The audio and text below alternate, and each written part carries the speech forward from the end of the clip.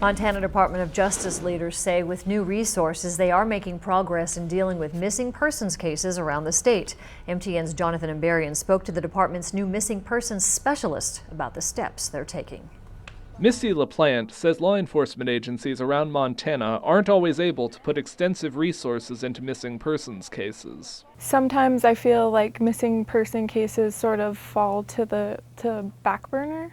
Now, LaPlante serves as an additional resource for those cases. In September, she became the Montana Department of Justice's missing persons specialist. The position was created this year after the Montana legislature passed Hannah's Act, part of a package of bills aimed at addressing the issue of missing and murdered Indigenous people. LaPlante's responsibilities cover all parts of the state. I think having one person really dedicate all their time to looking at this issue and, seeing what some of the problems were has helped tremendously. One of LaPlante's chief roles is overseeing the Montana Missing Persons Clearinghouse. When she took over, the clearinghouse included 179 people. 56 of them were Native Americans. As of last week, the number was down to 154 missing people, including 36 Native Americans. I was able to network with local law enforcement agencies and other entities to make sure that these people who we know where they are removed from the list, and then also add historical cases where people who had gone missing, years ago weren't on the list.